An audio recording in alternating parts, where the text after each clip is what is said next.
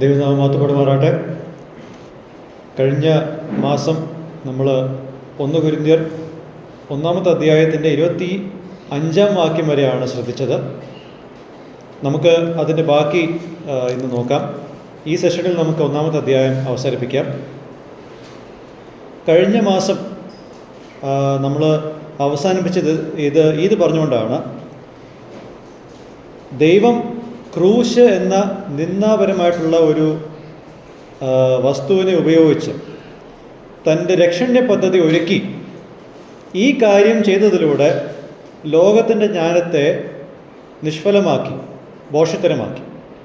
We saw that God had rendered the wisdom of the world as foolish by using the cross, which is seen as foolishness of the world by the world, to save and accomplish the plan of salvation. മനുഷ്യൻ തൻ്റെ ജ്ഞാനത്തിൽ ദൈവത്തെ അറിയുവാനുള്ള ഏതൊരു പ്രയത്നത്തെയും നിർവീര്യമാക്കി ദൈവം എല്ലാ കാര്യവും അങ്ങനെ സ്ഥാപിച്ചിരിക്കുകയാണ്. God made things in such a way that man in his wisdom cannot know God. Thus man cannot take credit for the relationship that they have with God. ദൈവത്തിനോട് മനുഷ്യന് ബന്ധമുള്ളതിൻ്റെ എല്ലാ പുകഴ്ചയും മനുഷ്യന് അവകാശപ്പെടുവാൻ സാധിക്കത്തില്ല. ഇതേ കാര്യം തന്നെയാണ് കുറച്ചുകൂടി വിവരിച്ച് 26-ാമത്തെ വാക്യം മുതൽ 31-ാമത്തെ വാക്യം വരെ പറഞ്ഞിരിക്കുന്നത്. The same thing is reiterated from verse 26 to 31. I will title this section like this. ഇങ്ങനൊരു തലക്കെട്ട് നമുക്ക് ഇതിന് കൊടുക്കാം. The gospel of the cross. God alone deserves credit for the salvation of insignificant sinners. ക്രൂശിൻ്റെ സുവിശേഷം എന്ന് വെച്ചാൽ ഒരു യോഗ്യതയുമില്ലാത്ത നിസ്സഹായരായിട്ടുള്ള പ്രയോജനമില്ലാത്ത പാപികളുടെ രക്ഷയുടെ എല്ലാ മഹത്വവും ദൈവത്തിന് മാത്രമേ ഉള്ളൂ. ഈ കാര്യമാണ് നമ്മൾ ഇന്ന് ചർച്ച ചെയ്യാൻ പോകുന്നത്. When the Corinthian congregation were obsessed with words of eloquence and wisdom that came from preachers, the next obvious course of action would be pride and an arrogance-filled seeking of an identity centered around their favorite preachers. കൊരിന്ത്യയിലെ വിശ്വാസികൾ വാക്ചാതുര്യവും അവരുടെ പ്രാസംഗികരിൽ നിന്നും കിട്ടുന്ന ജ്ഞാനത്തെ പറ്റി മാത്രം ചിന്തിച്ചുകൊണ്ടിരുന്നപ്പോൾ അതിൻ്റെ അടുത്ത പടി എന്തായിരിക്കും? അഹങ്കാരവും അഹന്ത നിറഞ്ഞ ഒരു പ്രയത്നം. അതായത് അവരുടെ ഇഷ്ടപ്പെട്ട പ്രാസംഗികരുടെ മേലുള്ള ഒരു വ്യക്തിത്വം കണ്ടെത്തുക, ഐഡൻറ്റിറ്റി കണ്ടെത്തുക എന്നുള്ളതാണ്. അപ്പോൾ അതിനോട് എതിർത്ത് നിൽക്കാൻ, to counter that, Paul makes a few statements bluntly to knock some sense into these believers.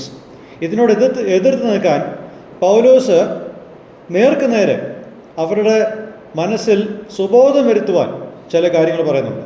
And what are those things? Now, at the time they encountered the gospel, what were they?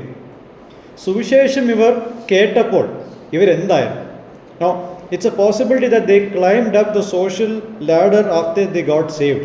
ഒരു പക്ഷേ രക്ഷയ്ക്ക് ശേഷം അവർ സമൂഹത്തിൽ ഉന്നമനം കൈവരിച്ചു എന്ന് വന്നേക്കാം, നമുക്കറിയത്തില്ല. പക്ഷെ രക്ഷയുടെ സമയത്ത് ഇവരെന്തായിരുന്നു? They were insignificant. ആരും ഒരിക്കലും ഒന്നും ശ്രദ്ധിക്കാത്ത ഒരു കൂട്ടം ജനതയായിരുന്നു ഇവർ. So let's look at verse 26. Let's read that. 26-ാമത്തെ വാക്യം നമുക്ക് വായിക്കാം.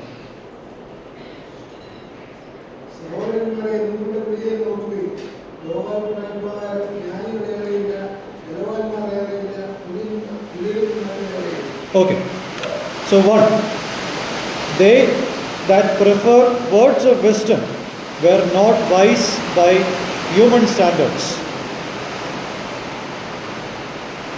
ജ്ഞാനത്തിൻ്റെ വചനത്തെ കേൾക്കാൻ ഇങ്ങനെ കൊതിക്കുന്ന ഈ ജനത ജഡപ്രകാരം ജ്ഞാനികളല്ലായിരുന്നു.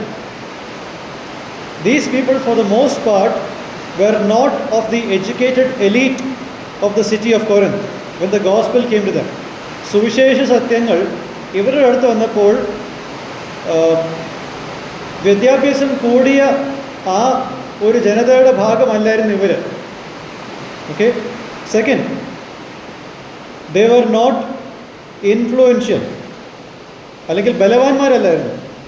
എന്ന് വെച്ചാൽ ഈ പട്ടണത്തിൽ അധികാര പദവികൾ കൈവരിക്കുന്ന ആൾക്കാരുടെ ഗണത്തിൽ ഇവരാരുമില്ല. They were not people holding offices of power in the city.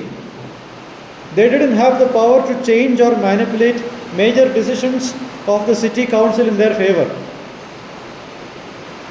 ഈ പട്ടണത്തിൻ്റെ തീരുമാനങ്ങൾ അവർക്ക് അനുകൂലമാക്കാനുള്ള ഒരു സ്വാധീനമോ ഒന്നും അവർക്കില്ല. മൂന്നാമത്തെ കാര്യം, they were not of noble birth. കുലീനന്മാരല്ലായിരുന്നു. എന്ന് വെച്ചാൽ they were not members of any aristocratic families in the city. വലിയ കുലീനതയുള്ള കുടുംബത്തിൽ പറഞ്ഞ ആൾക്കാരല്ലായിരുന്നു ഇവരാരും. Summary, what's a summary here? രത്നചുരുക്കം എന്താണ്? Many believers in Corinth belonged to the class of people regarded by the educated elite as foolish, weak and lowly and despised. പഠിത്തമുള്ള, സ്വാധീനമുള്ള, കുലീനതയുള്ള ആൾക്കാർ ഇവരെ കണ്ടത് എങ്ങനെയാണ്? ബോഷന്മാരായിട്ട്. എന്ന് വെച്ചാൽ പഠിത്തം കുറവും ബുദ്ധിയുടെ കാര്യത്തിൽ വളരെ താഴോട്ടുള്ള ആൾക്കാരായിട്ടാണ് ഈ വിശ്വാസികളെ ലോകം കണ്ടത്. പിന്നെ ബലഹീനന്മാർ എന്ന് വെച്ചാൽ അധികാരമോ സ്വാധീനമില്ലാത്ത ജനമാണ് ഇവർ. ലോലി, കുലീനന്മാരല്ലായിരുന്നു. ഒരു സിഗ്നിഫിക്കൻസും ശ്രദ്ധിക്കേണ്ട ഒരു കാര്യം ഇതിലില്ല. they were despised, treated as being without worth or merit. ഒരു മൂല്യമില്ലാത്ത ഒരു ജനതയായിട്ടാണ് മറ്റുള്ളവർ ഇവരെ കണ്ടത്. And things that are not, ഒന്നുമല്ല ഇവർ. they didn't have anything that attracts man and they have nothing that attracts God. മനുഷ്യൻ ആഗ്രഹിക്കുന്ന ഒന്നും ഇവരിലില്ല, ദൈവം ആഗ്രഹിക്കുന്ന ഒന്നും ഇവരിൽ ഒന്നുമില്ല. Now, at the time of salvation, they didn't have anything that they are now obsessed about. ഇവരിപ്പോൾ വാക്ചാതുര്യവും ജ്ഞാനവും എല്ലാം പറയുന്നുണ്ട്. രക്ഷയുടെ സമയത്ത് ഇവർക്ക് ഒന്നുമില്ലായിരുന്നു. ഇവർ ഇപ്പോൾ ആഗ്രഹിക്കുന്ന ഒന്നും അവർക്ക് ഇല്ല. Just as God used the cross, which is a symbol of shame, suffering and curse, to accomplish His plan of salvation and thus nullify the wisdom of the world, God used these insignificant sections of the society in His divine will to create a people group for Him in this city. ദൈവം എപ്രകാരം നിന്ദയുടെയും കഷ്ടതയുടെയും ശാപത്തിൻ്റെയും അടയാളമായുള്ള ക്രൂശിനെ ഉപയോഗിച്ച് തൻ്റെ രക്ഷണ പദ്ധതിയെ നിവൃത്തിയാക്കി ലോകത്തിൻ്റെ ജ്ഞാനത്തെ നിർവീര്യമാക്കിയോ, അതുപോലെ ഒന്നുമല്ലാത്ത ഒരു ജനതയെ ദൈവം തൻ്റെ ഇഷ്ടത്തിൽ തനിക്കായിട്ട് ഈ പട്ടണത്തിൽ തൻ്റെ ജനമാക്കി തീർത്തു.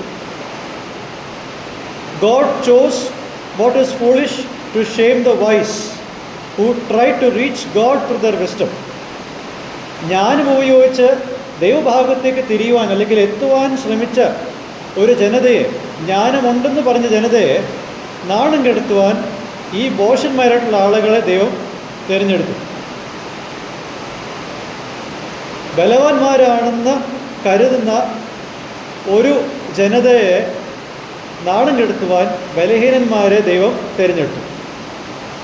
God chose the weak things of the world to shame the things that are strong. That is, the power-wielding ones are without God and the powerless are with God.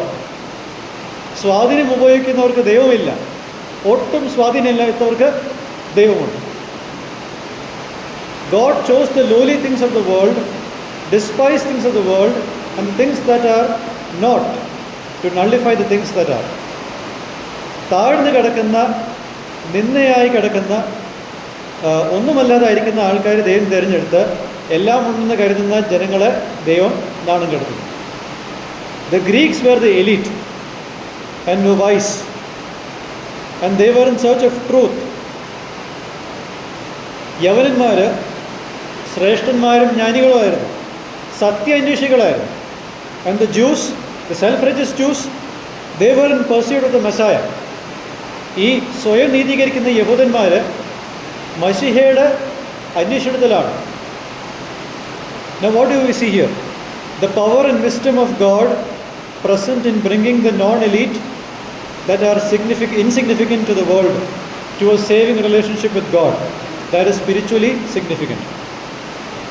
ദൈവത്തിൻ്റെ ശക്തിയും ജ്ഞാനവും നമ്മളിവിടെ കണ്ടുകൊണ്ടിരിക്കുകയാണ്. എങ്ങനെയാണ്? ഒരു പുകഴ്ചയ്ക്കും അർഹതയില്ലാത്ത, ആരും ശ്രദ്ധിക്കാത്ത ഒരു ജനതയെ രക്ഷണ്യ ബന്ധത്തിലേക്ക്, ദൈവഭാഗത്തേക്ക് കൊണ്ടുവരിക എന്നുള്ളത്, ഇതാണ് ഇവിടെ സംഭവിക്കുന്നത്. So why did God do all that is mentioned in verse 19-28? 19 വാക്യം മുതൽ 28 വാക്യം വരെ ചെയ്ത എല്ലാ കാര്യങ്ങളും ദൈവം എന്തുകൊണ്ട് ചെയ്തു? God used the cross to bring man salvation, and God chose insignificant sinners of the world to create a people for him, so that no human being might boast in the presence of God. ദൈവം ക്രൂശിനെ ഉപയോഗിച്ച് മനുഷ്യന് രക്ഷയെ ഒരുക്കി. അതോടൊപ്പം തന്നെ ഒന്നുമല്ലാതിരിക്കുന്ന ജനതയെ, ആ പാപികളെ ദൈവം തിരഞ്ഞെടുത്ത് തൻ്റെ ജനമാക്കി തീർത്തു. എന്തുകൊണ്ടെന്നാൽ മനുഷ്യരാരും ദൈവസന്നിധിയിൽ പുകഴുവാതിരിക്കാൻ. Remember that these believers attributed their faith in Jesus to the wisdom of the preachers and their eloquence. ഈ സഭയിൽ പല പക്ഷക്കാരുണ്ട്. പൗലോസിൻ്റെ പക്ഷക്കാർ, കേഫാവിൻ്റെ പക്ഷക്കാർ, അപ്പോലോസിൻ്റെ പക്ഷക്കാർ, അങ്ങനെ ഇവരെല്ലാം പറയുന്നത് എന്നെ വിശ്വാസത്തിലേക്ക് കൊണ്ടുവന്നത് പൗലോസാണ്, അപ്പോളോസാണ്, കേഫാവാണ് എന്നും പറഞ്ഞ് ഇവരുടെ വിശ്വാസത്തിൻ്റെ അല്ലെങ്കിൽ ക്രിസ്തീയതയുടെ എല്ലാ കാരണങ്ങളും ഈ പ്രാസംഗികരും അവരുടെ വാക്ചാതുര്യമാണെന്ന് പറഞ്ഞും ചിന്തിച്ചുകൊണ്ടിരുന്ന ഒരു ജനതയെ ഇങ്ങനെയാണ് ദൈവം അവരോട് ഇടപെടുന്നത്. Now these people were so passionate about the speaking abilities of the preachers they adored.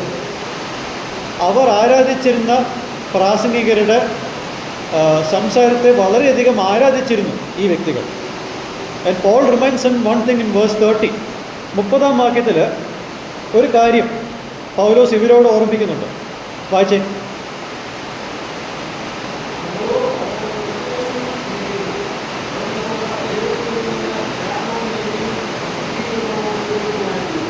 Okay. But by his doing you are in Christ Jesus. ആരുടെ നിമിത്തമാണ് ഇവർ ക്രിസ്തുയേശുവിൽ അയക്കുന്നത്? മനുഷ്യരാലും അല്ല, ദൈവത്താലാണ് ഇവർ ക്രിസ്തുവിലയക്കുന്നത്. ഇവർ അതാണ് മനസ്സിലാക്കേണ്ടത്.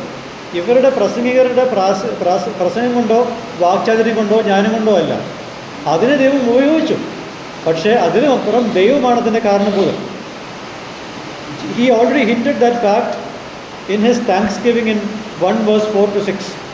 1-ാമത്തെ അധ്യായത്തിൻ്റെ 4 മുതൽ 6 വരെ പൗലോസ് അതിനുള്ള ഒരു കാര്യം സൂചിപ്പിക്കുന്നുണ്ട്. ആ വാക്യം നമുക്കൊന്ന് വായിക്കാം.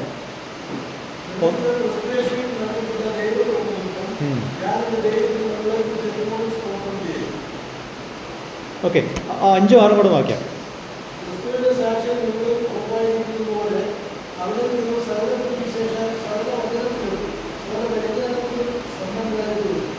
Okay.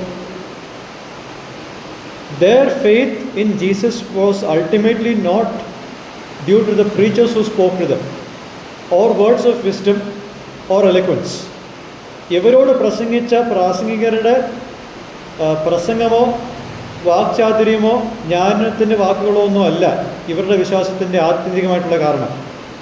They had to understand that not all people to whom Paul, Apollos and Cephas spoke turned to Christ.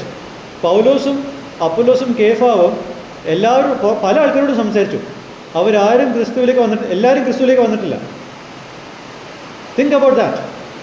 എല്ലാവരും ക്രിസ്തുവിലേക്ക് വന്നിട്ടില്ല. മനുഷ്യൻ്റെ ഭാഷാ പ്രാവീണ്യം കൊണ്ടോ വാക്ചാതുര്യം കൊണ്ടോ ആണ് രക്ഷ നടക്കുന്നതെങ്കിൽ ഈ ഭാഷ കേൾക്കുന്ന എല്ലാവരും രക്ഷിക്കപ്പെടണം. If salvation was based or caused by human ability, all men who hear eloquent preaching must be saved. Isn't that true? That's not the case. അതല്ല ഇവിടുത്തെ സത്യം. അതുകൊണ്ടാണ് 30-ാമത്തെ വാക്യത്തിലൂടെ പൗലോസ് ഈ കാര്യം അവരോട് പറയുന്നത്. Paul urged the Corinthians to be fascinated with Christ, who is the wisdom from God, not with the wisdom-filled words about Christ.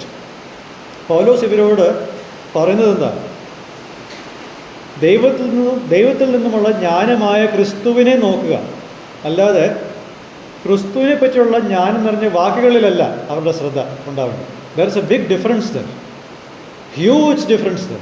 വലിയൊരു വ്യത്യാസമാണ് ഇതിൽ ഉണ്ടാകുന്നത്. Since wisdom was an important but misunderstood word, Paul defines what wisdom is in terms of the benefits that the believer gets from Jesus' death.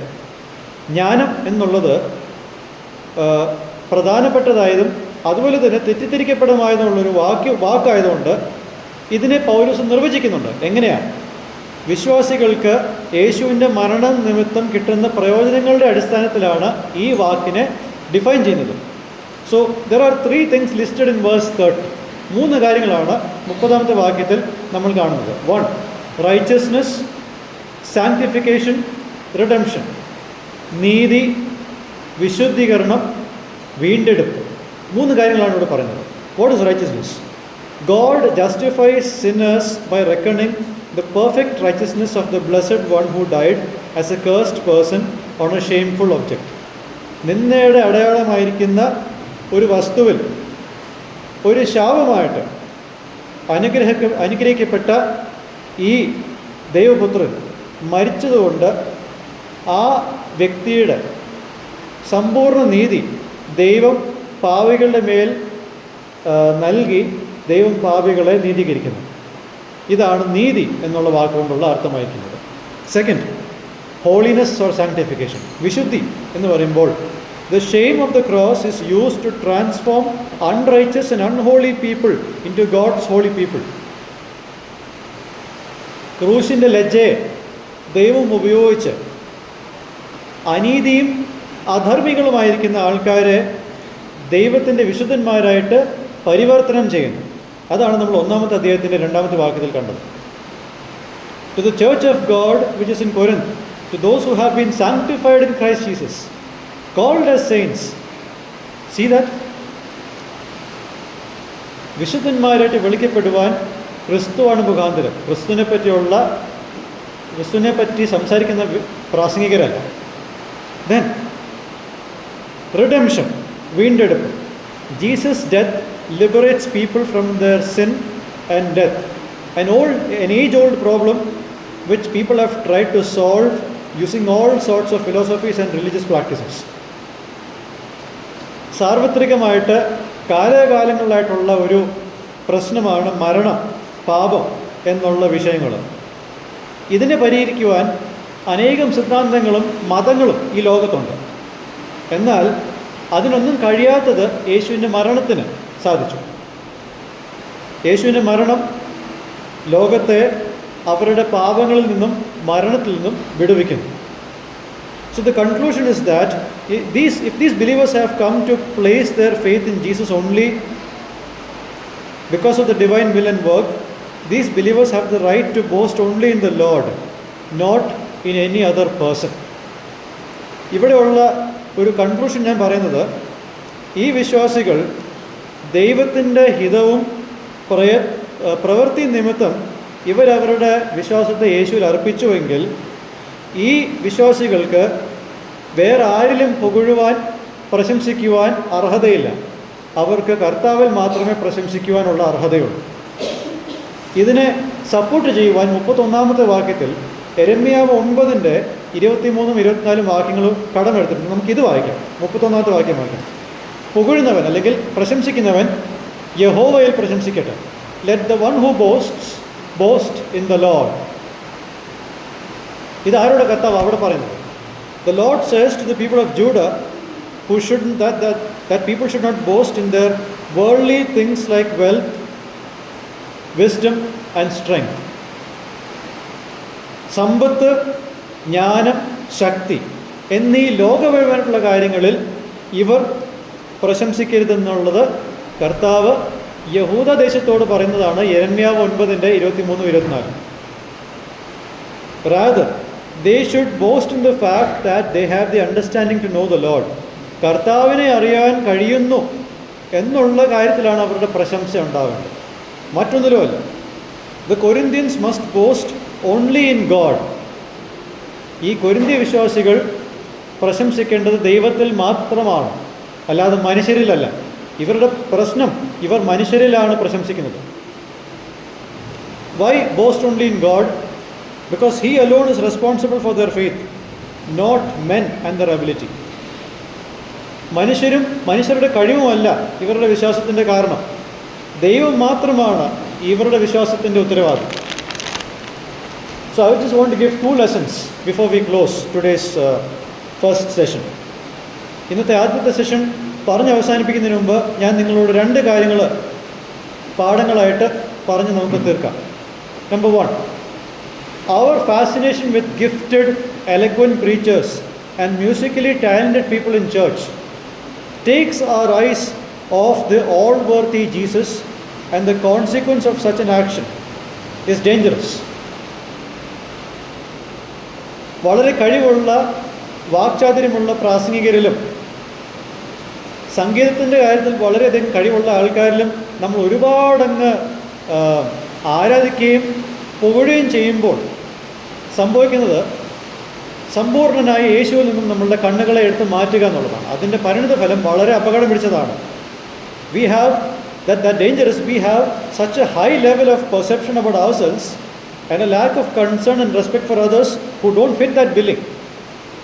നമ്മൾ എന്തിനെയാണോ കൂടുതൽ appreciate ചെയ്യുന്നത് അതിൻ്റെ അപകടം ഇതാണ്. നമുക്ക് നമ്മളെപ്പറ്റി വലിയ അഭിപ്രായം, അതോടൊപ്പം നമ്മൾ ചിന്തിച്ചു കൂട്ടുന്ന ഈ ഒരു മാനദണ്ഡം, അതിൽ പ്രകാരം ആരെങ്കിലും കുറവാണെങ്കിൽ അവരോടൊരു പുച്ഛവും.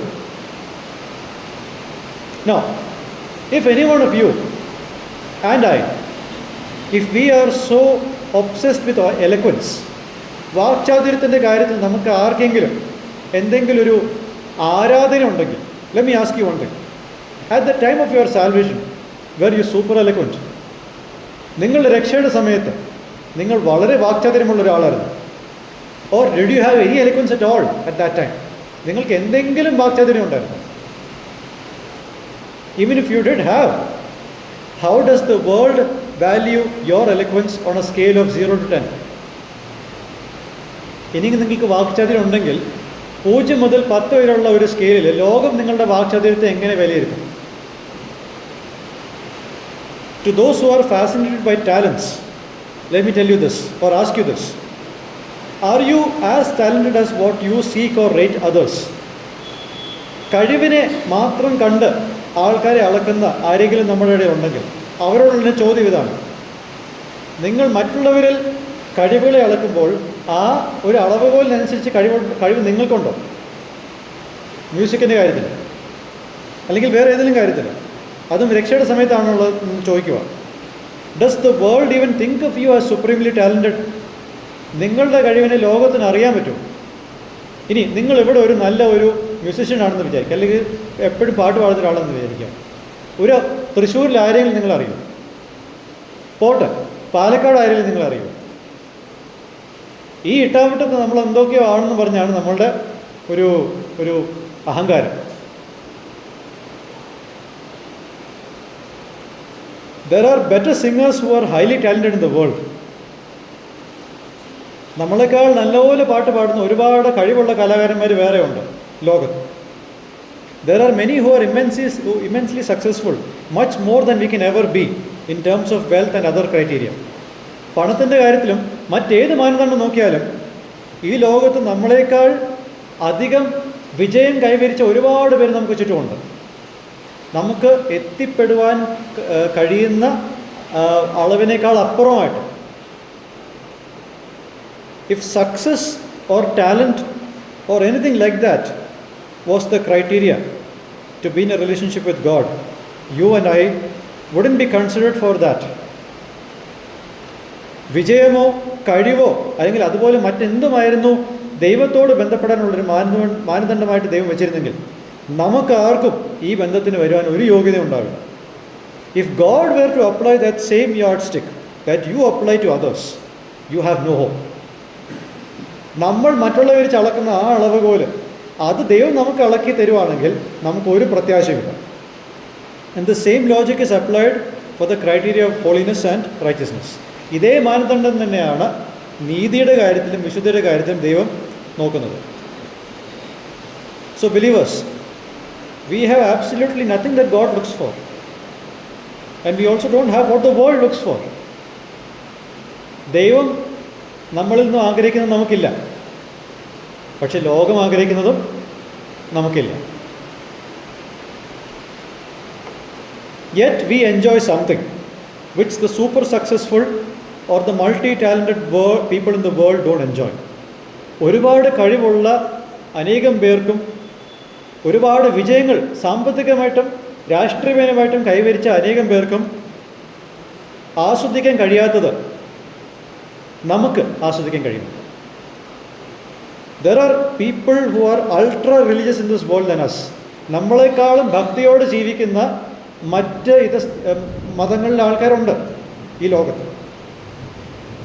Yet we enjoy this relationship with God because of pure grace. അവരുടെ ഇടയിലും കൃപയാൽ മാത്രം ആണ് നമുക്ക് ഈ ദൈവബന്ധത്തിൽ പ്രവേശിക്കുവാൻ ദൈവം ഇടയാക്കിയത്.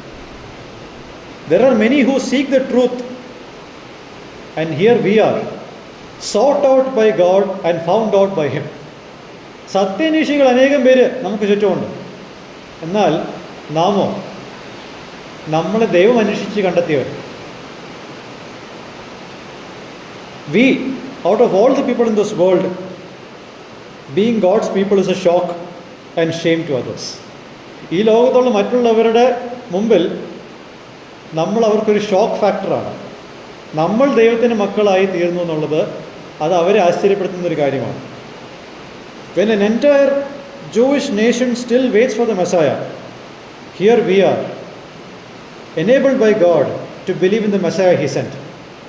ഒരു യഹൂദ ജനത ഇന്നും മശിഹയ്ക്ക് വേണ്ടിയിട്ട് കാത്തിരിക്കുമ്പോൾ ഈ പട്ടണത്തിലിരുന്ന് താൻ അയച്ച മശിഹയെ വിശ്വസിക്കാനുള്ള ഭാഗ്യം നമുക്കുണ്ട്. Therefore, let us acknowledge that we are in Christ only due to God, and let our boast and focus be only on God and not ourselves. നാം ക്രിസ്തുവിലായിരിക്കുന്നത് ദൈവം കാരണം മാത്രമാണ്.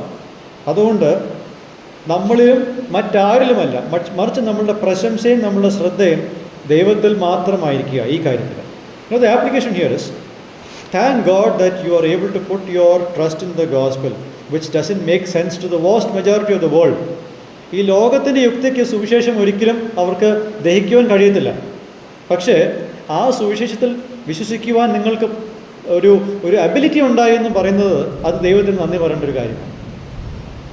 നമുക്കറിയാം, ഒരുപാട് പേരോട് സുവിശേഷം പറയുന്ന ആൾക്കാർക്ക് അറിയാം, എത്ര പറഞ്ഞിട്ട് അവരുടെ മനസ്സിലത് കയറുന്നില്ല.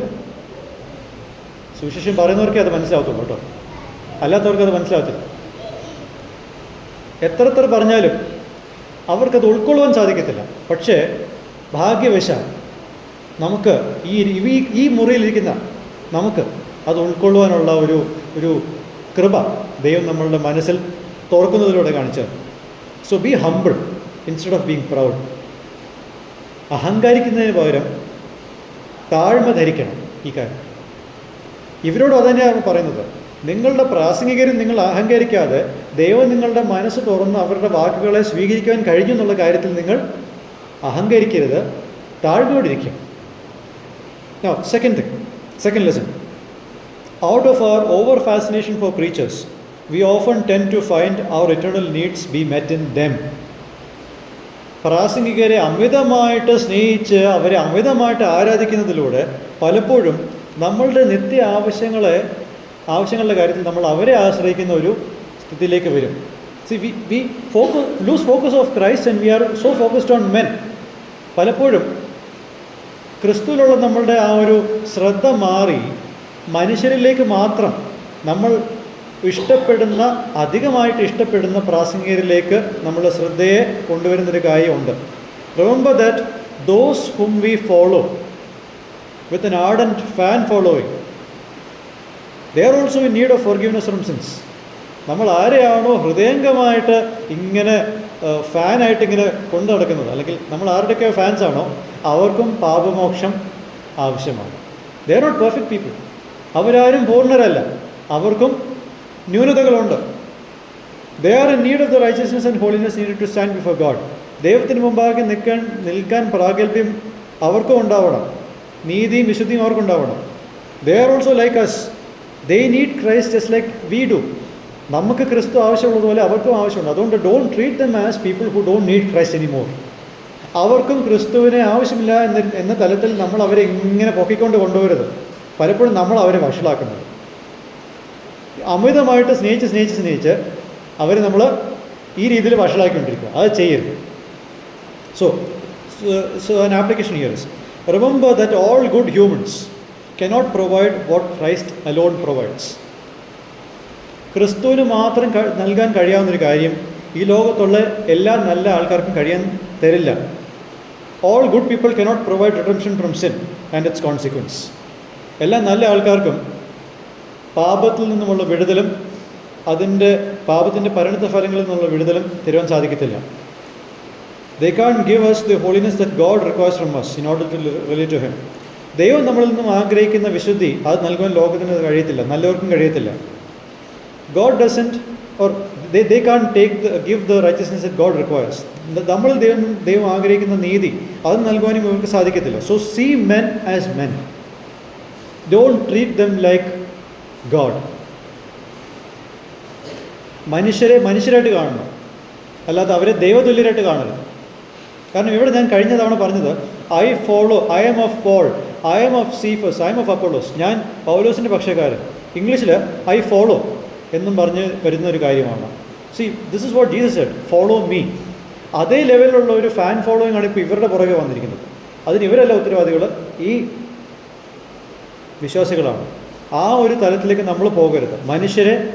മനുഷ്യരായിട്ട് ഫാലബിൾ ക്രീച്ചേഴ്സായിട്ട് തന്നെ കാണും. So the conclusion here, the truths of God being solely responsible for one's faith in Christ, and that man's boast must be only in God, will be expanded a little more in chapter 2 verse 1 to 5.